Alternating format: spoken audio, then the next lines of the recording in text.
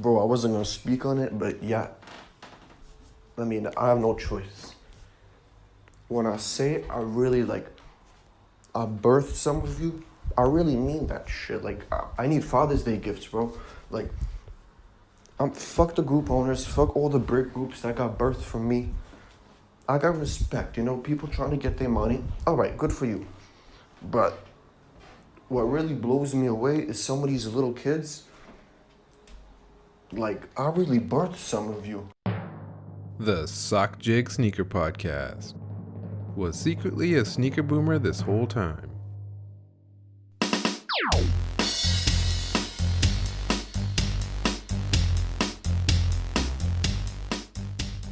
Welcome to episode 4 of the Sock Jig Sneaker Podcast. Thanks for tuning in. I am your host, Sock Jig. You can follow me on Twitter and Instagram at SockJig. And yes, I am a sneaker boomer. Well, sort of. I never really mentioned my age before, and one day somebody asked me on Twitter, so I was like, sure, let's do a poll to see how old you think I am. As I mentioned on Twitter, I am 42 years old, and I never really mentioned it before because I didn't really feel I needed to. I'm not ashamed of how old I am, or I never really pretended to be young either. I mean, I've made tons of dated references all the time. You think anyone watches season 3 of Simpsons these days? I don't think so. Well, maybe. Anyways, like I said, I never really lied about it and never pretended to be someone I'm not. The main reason I think people follow me is because I am authentic and I am independent. I'm not really affiliated with anybody. And I say sneaker boomer, sorta, just because that term is usually associated with people with awful takes. The back in my day takes. But I think the term sneaker boomer is funny, so I'm totally fine.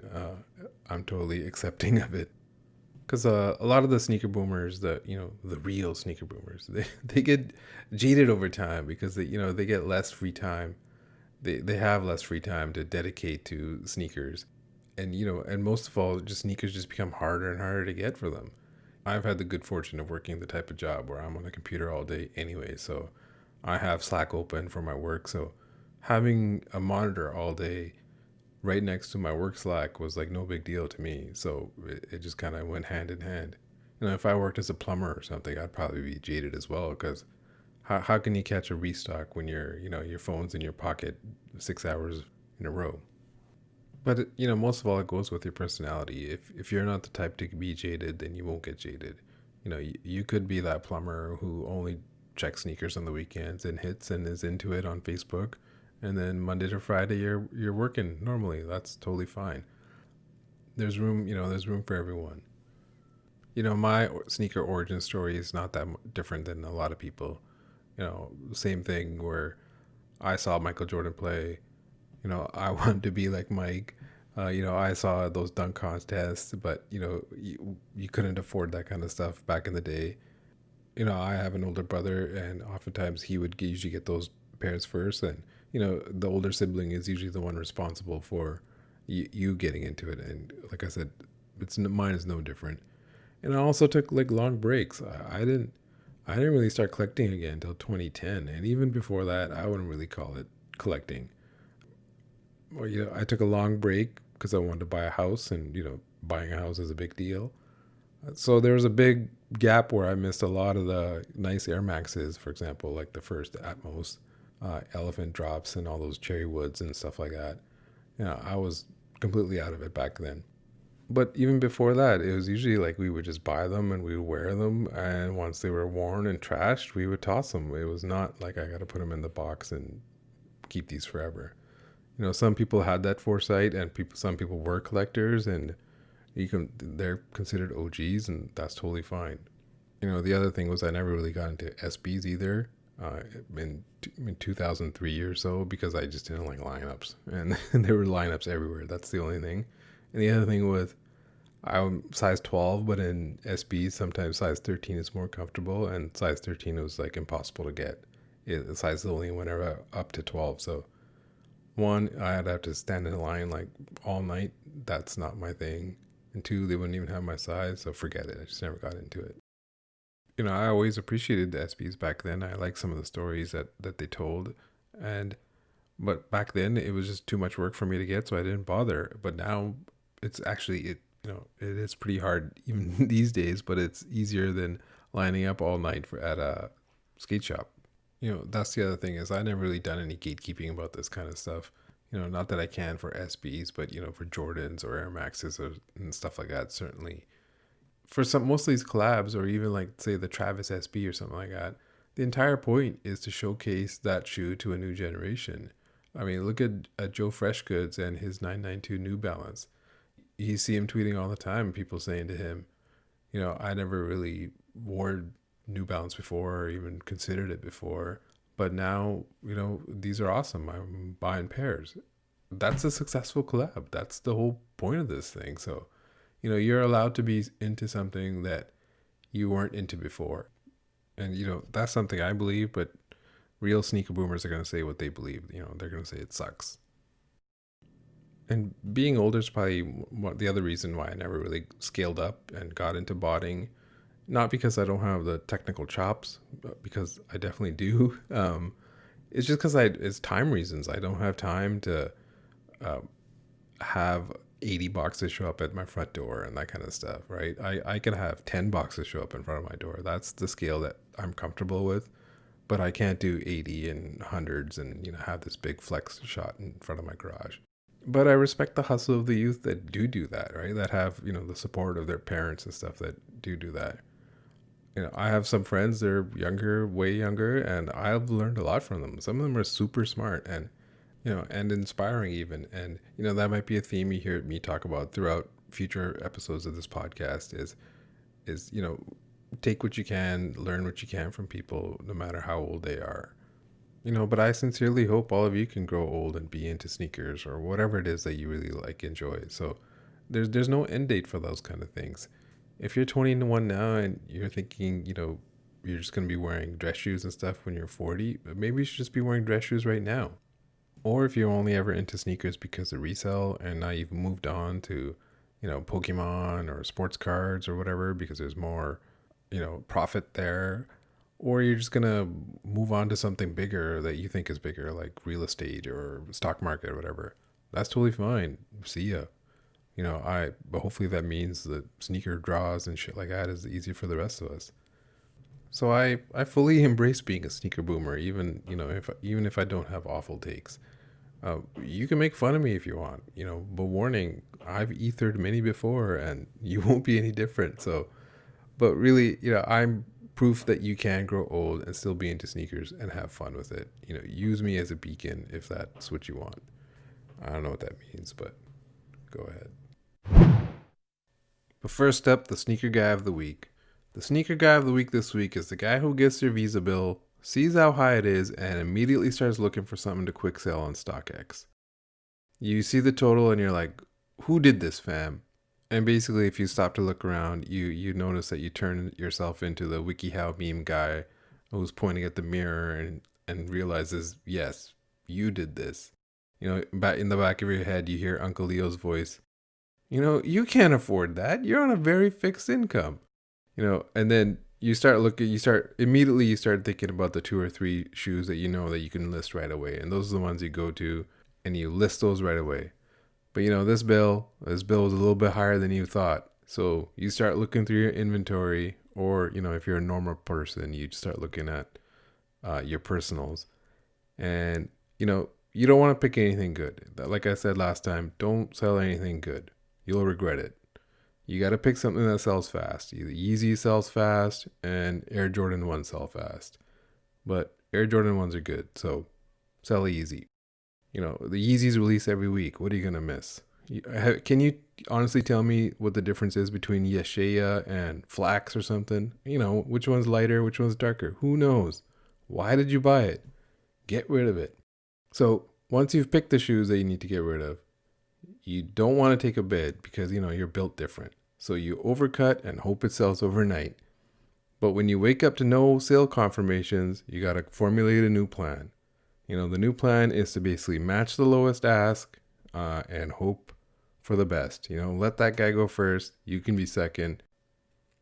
If after all that, you still didn't get a sale confirmation, the last ditch effort is to undercut. And of course, you might get into this whole undercut war and where you have to like, chill out a bit and just match for a while. And then you got to formulate a new plan. It's like, all right, my new plan. I'm going to wake up in the middle of the night. I'm going to undercut then. I'm going to wake up to a sale confirmation. I'm not saying this has worked for me, but okay, it has worked for me. So once you wake up to that sale confirmations, congratulations, you just made $30 profit. Fucking 9 to 5. So if you get a Visa bill and you immediately start looking for something to quick sell on StockX, then you are the sneaker guy of the week. It's me. I'm the sneaker guy of the week. On feet today, I had the Sacai LD Waffle, the first pair, the blue-red pair. I've only really worn this shoe maybe 2 or 3 times, and I actually paid resale for it. Back after it first released, I think I paid like $350 US for it. I think it sells for like $750 now. This shoe's, it's one of those shoes where it looks really nice, but it's got some issues. So I know a few people who have worn it a few times and just kind of wish they never had and just sold it, or just held on to it and then sold it.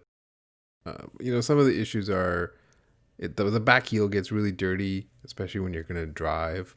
And the double layer thing feels kind of wobbly on feet. But, the shoe looks, like I said, looks super nice. And it's really good for short wears. I've already, like, if I had a dead stock, I probably would have just kept it in the vault kind of thing as something to sell later on. But, like I said, my thing is always don't sell good shoes. So I have the green pair too. I think I paid even less for those, maybe $275. And I'm not sure. I didn't check what those are at now, but they're probably still high. I think I have the black pair too, but not the white pair of the second release. But overall, it's a good shoe. It's a good summer shoe. I haven't worn it that much, but I decided to bust it out today, and it looks pretty nice. For pickups this week, I picked up the Amy Leon Dore and New Balance 5550, the green one. I actually got this in the first raffle that they did. They do a couple raffles. I got it in the VIP one, I guess. But I want to talk about this one a little bit later, so I'll talk about this in the release section. So I got the green pair there. I only went after the one. I also won the raffle for the Casablanca 327, the black and pink pair. These took a while for me I got the email that I won the raffle, and then it was basically like nothing for a while. And then they finally sent you a link to kind of complete your purchase. I don't have these in hand yet. They're shipped to my address in the U.S.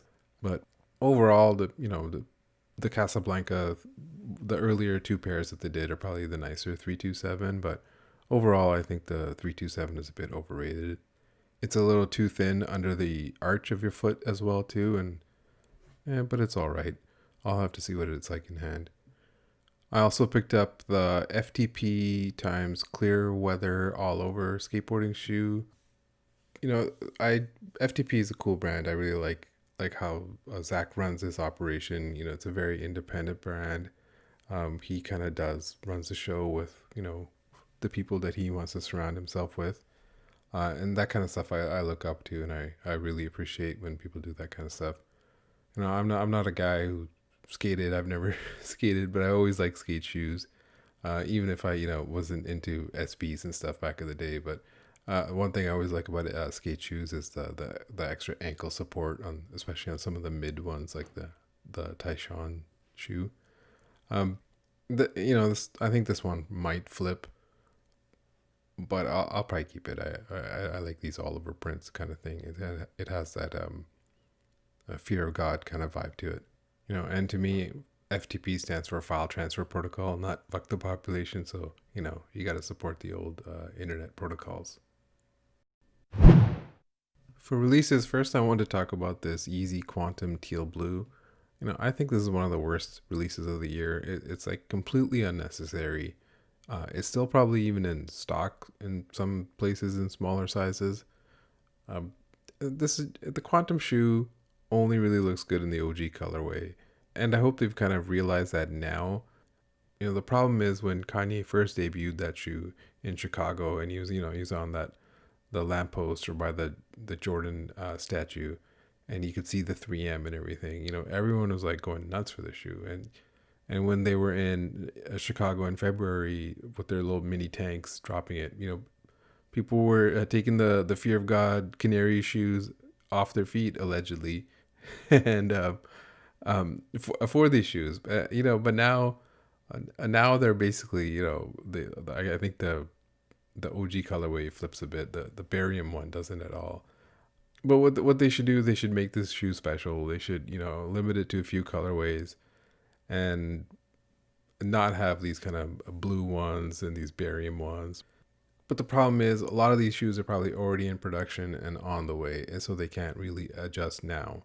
Maybe you'll see the adjustments to this in a few months or next year, next summer maybe. But they can't really do anything about it now. So I expect more shitty colorways to come. I also wanted to talk about the Supreme box logo long sleeve that released this week. People always go all out for the box logos, and for good reason. I personally didn't try for it. I basically just asked a friend to run a slot for me. If he hits, he hits. If he doesn't, no big deal. He didn't. Who cares? I wasn't going to wear it anyways. But what I wanted to say about this was, if you hit and you hit multiples, usually the best way to go is to basically sell now, early on while you can, or basically just hold forever, or obviously just wear it. So if you're holding, just know that there's going to be lots of other people holding. And so you're going to be probably holding for a while. If you look at some of the recent box logo releases, a lot of them have basically stayed the same. Like the bandana box logo has both the hoodie and the tee have basically stayed the same. So if you're holding on to those from like last year, you're probably still going to be holding on to them till next year. And if you actually look at the other one, the counter is the Murakami, the COVID relief box logo. That one has gone way down since first week release. And basically, the people that were holding it probably just given up. Maybe they got a high Visa bill and started looking around and became the sneaker guy of the week. And finally, I wanted to talk about the Aimé Leon Dore 550 New Balance basketball shoe that also released this week.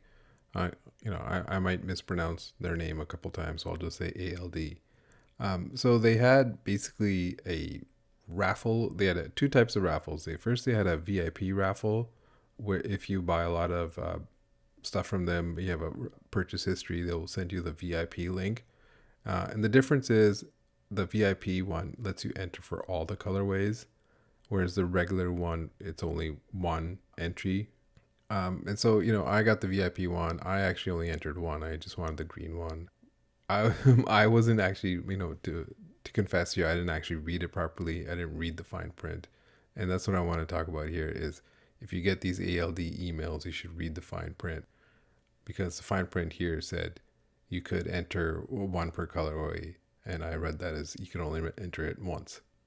So that's a good segue for the ALD 1300 that they actually released a few weeks back. Actually, maybe it's a few months back. People didn't read the email for there. The email for it said, the ALD New Balance 1300 is now available for advanced reservation ahead of its public spring-summer 2021 release. And my email said, as a top-tier customer, you will receive special access to reserve both colorways of the collaboration footwear. So it was that part that where it said spring-summer 2021 release, which no one read. And I guess people didn't realize that this is a pre-order. Actually, I didn't even realize it either. So, but what was funny was I've seen a few people in the last few weeks, get really mad about this shoe. That, why are they holding my money? It's crazy. And, the people who are mad are basically, just trying to resell it. And now that it was a pre-order and everyone hit, which means most likely it'll be a brick and it'll just take even longer for them to get their money back. But if you were a New Balance head and a big fan of ALD and you had missed their previous collabs, like, the 997 and the 990 V5 stuff that they did, those were really hard to get. Then if you tried for these and you got them, you're probably super happy that you got them, because you secured a collab shoe super easily. So people are begging for, the Nike Kobe shoes to be a pre-order. But when a company does do a pre-order, people are like, fuck, it's gonna be a brick. I can't get my money back. So read the fine print. But back to this 550 release. The regular drop was this previous Friday, and they dropped probably, I don't know, maybe like 5-10 pairs per size per color. It wasn't really that many, but what was interesting is they didn't have any bot protection. And they've usually in the past had bot protection. Is I thought it was really noteworthy that they didn't this time. There's a few reasons why I think they didn't have it, and the obvious one is that it's probably just a mistake. When you're setting it up, you could set PM instead of AM as a time for it to turn on, because the bot protection is not always on. Or my other theory is brands like this will do what they think fits the brand. So if they figured that, we went through a lot of effort for the raffle to making sure that real people got these shoes, then for the real release, let's just ensure a quick sell by letting the bots clean up. Because if regular people hit, then most likely they're going to wear it. And then if the real public release went to mostly bots, then they're going to actually protect the price by selling it high. And New Balance has already shown, as mentioned in the previous episodes, that they watch the resale price really closely. So, it's win-win for them, allegedly. I'm not saying that this would happen. It could have been as simple as, like I said, AM, PM mistake. You set the alarm wrong. But brands have proven before in the past that they'll do what they think fits their brand. And if that means bots get pairs, then bots get pairs.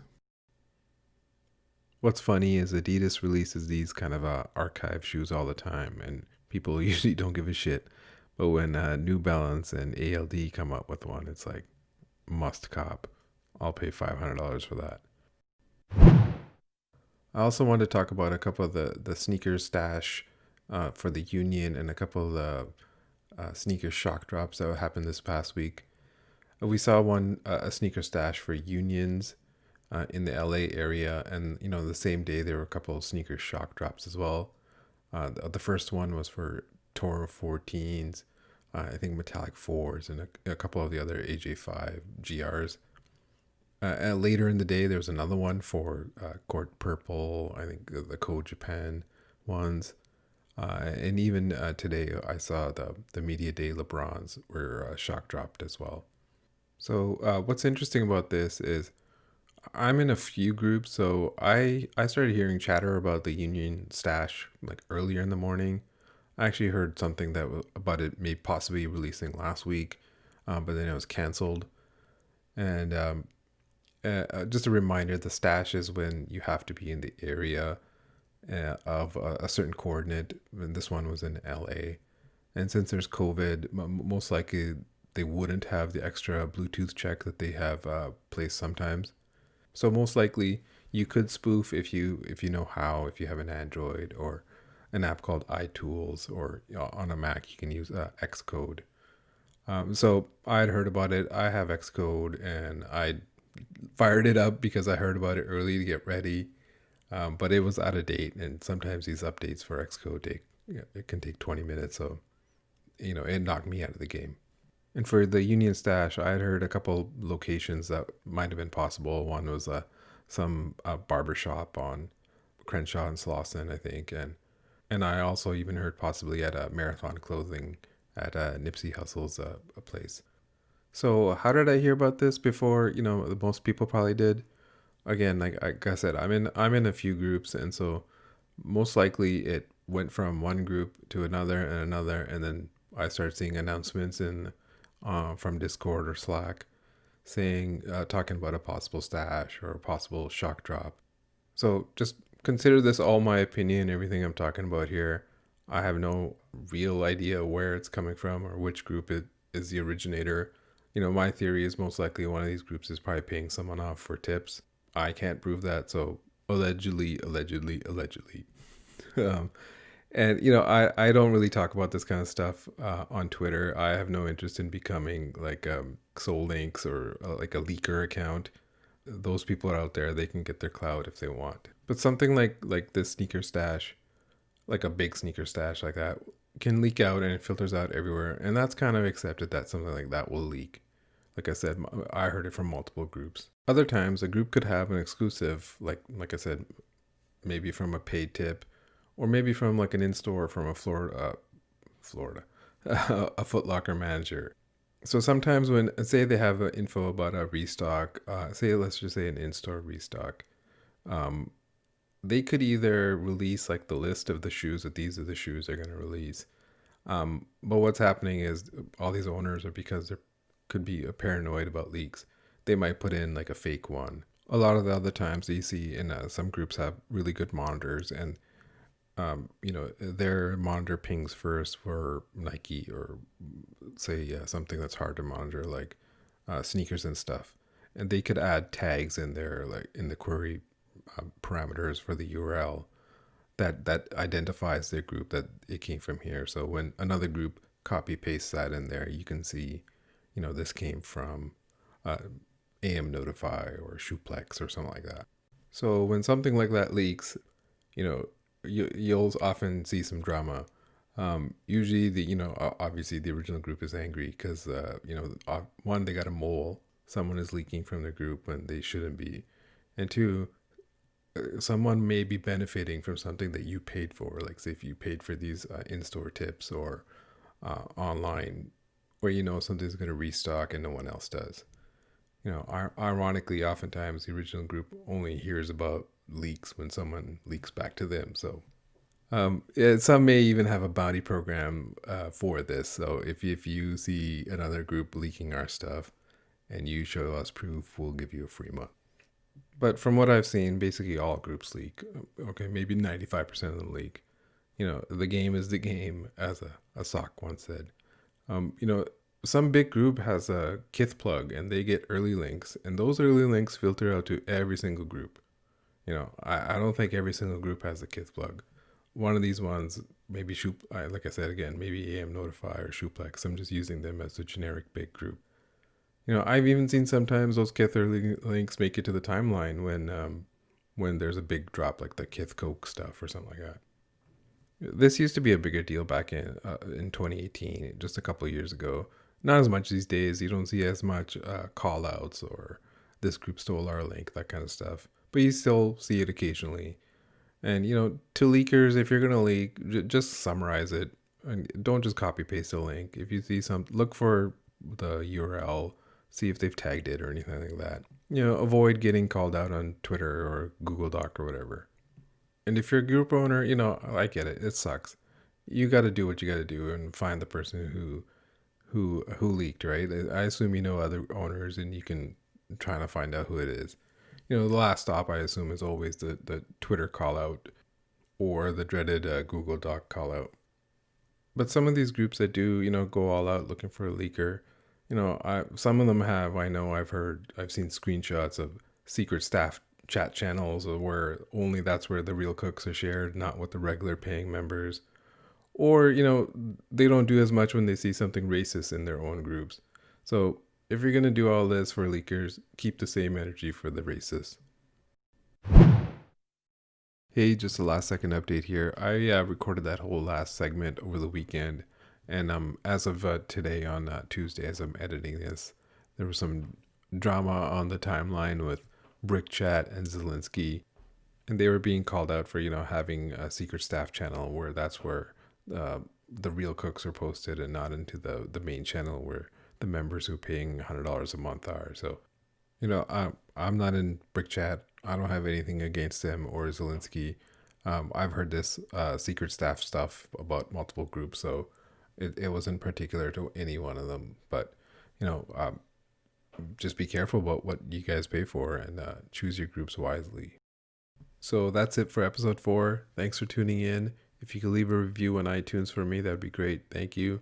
Next time I'll have a couple more announcements, future socks, even the next sneaker tournament that I'll do with the brackets, all coming up soon. But for now, thank you. See you next time.